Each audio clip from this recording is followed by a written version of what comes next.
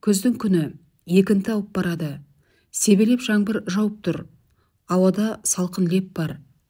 Күн райымен бірге қаланың көшелері мен үйлері де сұрлана қалғандай бір түрлі көңілсіздік сыйлайды. Ондайда жылы үйде отырып, жаның жайлы іспен айналысқанға не жетсін? Жұмыстан шыға үйге жетуге асықтым да такси тостым. Көп кідірмей жүйткіп келіп бір жеңіл автокөлік тоқтай қалды.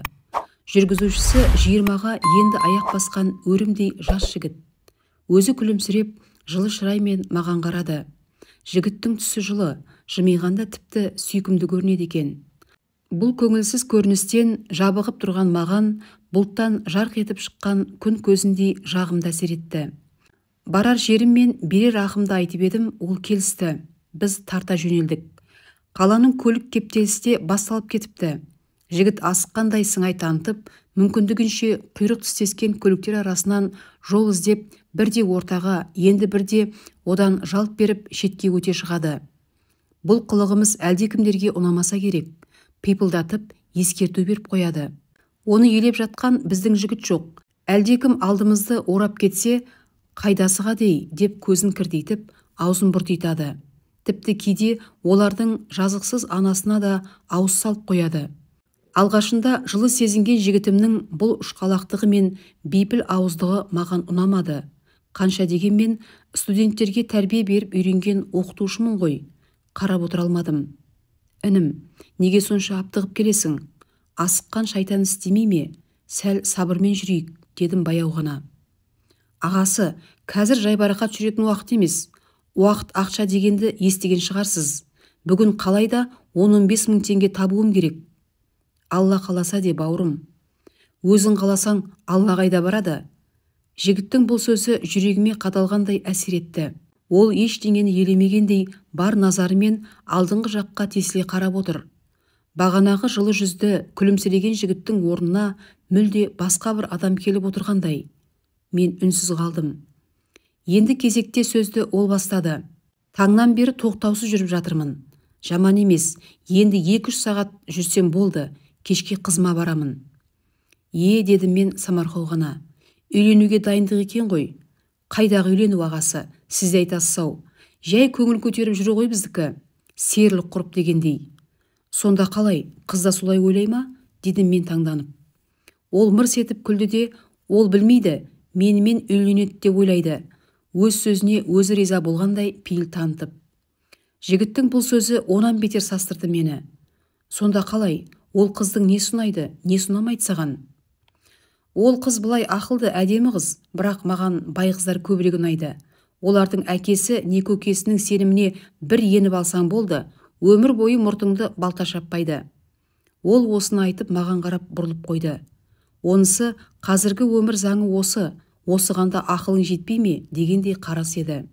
Жігіттің сөзінен көңілім жабырқау тарта берді. Адам азған ба, заман азған ба? Аузынан анасының сүті кетпеген өрімдей жігіттің айтып отырғаны мынау. Біз қайда кетіп барамыз? Осы сұрақ мазалады ма, жүрегімнің кеңістігін жел кеулеп, сырттағы сұрықсыз дүние жан сарайыма енгендей тұла бойым тоңазып сала берді. Одан артық онымен сөйлесіп марқаймайтынымды білдім де үнсіз қалдым. Кенет оның телефоны безілдей жөнелді. Ол қауқылдасып, амандық сұратып жатты. Сөз арасында, ой брат, айып етпе, сол көлік бұзылып естуда тұрмын ғой, болмаса әрине барар едім, деді еш шімірікпестен.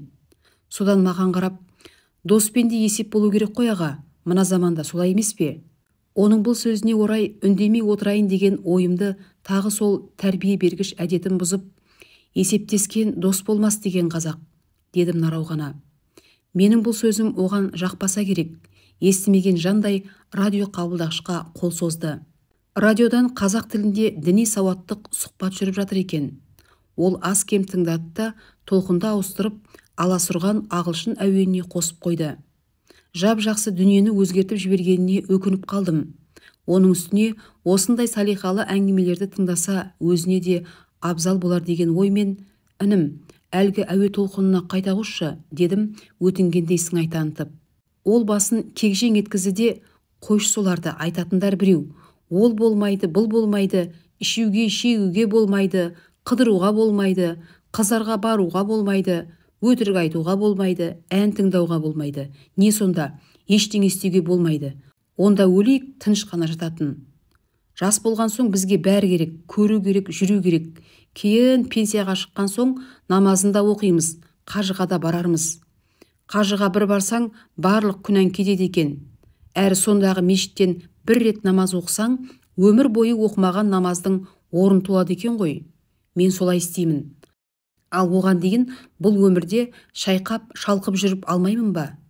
Ол қайтадан езу тартып жымиып күлді. Бұл жолы оның күлкісі мен жымиысы маған мүлде сұрықсыз әрі жағымсыз көрінді. Мен жүзімді одан бұрып терезе жаққа көз салдым. Бұл аласұрған жасқа қалай қайтып ақыл айтудың жолын ойластыра бастадым. Аздан соң оған бар денемен бұрыла отырып, дәл бір тұңғыш ұлыма ақыл айтардай тамағымды қырнап сөз бастадым. Інім, осыдан 20 жыл алдында сен өмірде жоқ едің. Қазір барсың. Сол сияқты қазір бар адамның қай кезде ғайып болуы да бізге белгісіз. Тек құдіреті күшті Алланың ғана құзырында. Әңгімем осы жерге келгенде ол сөзімді бөліп киіп әкетті. Сіз сияқты көкелер жас күнінде ойнап күліп алады да, қартая бастағанда жастарға ақыл айта бастайды. Осындай ақылшылардан шаршадық, үйде де екеуі бар. Мен де оған бой берместен сөзімді сабақтадым. Біздің жас кезімізде біз сияқты ақыл айтатын адамдар аз болды. Ол кездің заңы басқа, заты бөлек болды. Алланы ауызға алу мүмкін емес еді. Сол кезде жақсы емес пе? Еркін ішіп, еркін жүретін. Қазіргідей мешітке бар, намаз оқы деп ешкім қақсамайтын. Өміріңде бір рет болса да мешітке бас сұқтың ба? Дедім мен де шамырқанып. Жоға, әлі жаспын. Кейін, деді бағанағыдай даусын тағы созып. Әңгімемен орытып, діттеген жеріме де жетіп қалыппын. Тиісті ақшасын қолына ұстатып жатып, інім, қолың тигенде мешітке барып, имамның уағызын тыңда. Діни басқарма тарапынан жарық көрген кітаптарды оқы, дедім оның жүзінен алғашқы күлкісін көруге ынтығып. Көрерміз, әлі жаспын ғой, сау болыңыз. Ол осыны айтып теріс бұрылды. Мен түсіп қалдым. Көшенің қарсы бетіне өту үшін жаяу жүргіншілер өткеліне қарай аяңдап келемін. Көңіл түкпірінен әлгі балаң жігіттің парықсыз әңгімесі деймін-ау, ғафыл түсінігі кетер емес. Кенет гүрс еткен дауыстан соңыма жалт қарап едім. Өзі мініп келген көлік, көлден қиылыстан шыға келген жүк көлігімен мүйіздесіп қалыпты. Гүрс еткен үнмен бірге көліктің буы бұрқ етті. Мен аңтарылып қалдым да жүгіре басып сонда жеттім. Мен келген көліктің алды талқан болып опырылыпты. Арқалық пен рөлдің арасында қысылып, аузы мұрнынан қан кетіп әлгі жігіт отыр. Мен қапелімде не істерімді білмей, оның қолынан тартып, шығарып алудың жолын қарастырдым. Бірақ былқ етіп жылжыр емес. Кенет көзім оның нұрсыз жанарына түсті. Оның жанарынан бұл қалай болды? Неге бұлай болу керек? Мен әлі жас едім ғой, дегендей бір түрлі сұрау тұрғандай болды. Иығымнан қаққан жол сақшысы менің кейін тұруымды ескертті. Мен шеттедім. Бірақ сол жерден кете алмадым. Әлде бір күш мені қозғалтпастан сол жерге шегелеп қойғандай болды. Жүрегімде әлде өкініш, әлде қайғы, әлде аяушылық па, анық арасын өзім де білмейтін бір сезімдер арпалысып жатты. Бағанағыдай емес, жаңбыр да күшейе түскендей. Жүзімнен жас па, әлде жаңбыр суы ма сорғалап жатты. Қанша өткенін білмеймін. Безілдеп жедел жәрдем көлігі де жетті. Ақ қалаттылар құтқару төсегіне бетін ақ матамен жабылған жігіттің өлі денесін көліктеріне салып алып кетті. Соқтығысқан екі көлікте көшеден әкетілді. Көліктер кептелістен арылып, дағдылы қозғалыс қалпына түсті. Ештеңе болмағандай өмір өз сарынына көшті. Қайшыласқан көліктер ішінде қақтығысқан пікірлердің де жарысып кетіп бара жатқанын сезіп тұрмын. Қаншалаған қатал тағдырларға куә қараспан, қызылды жасылды дүниеге құмартудан қалған қарт адамдай көзін сығырайтып, маужырап, байсал басқан кеш құшағында мүлгіп барады.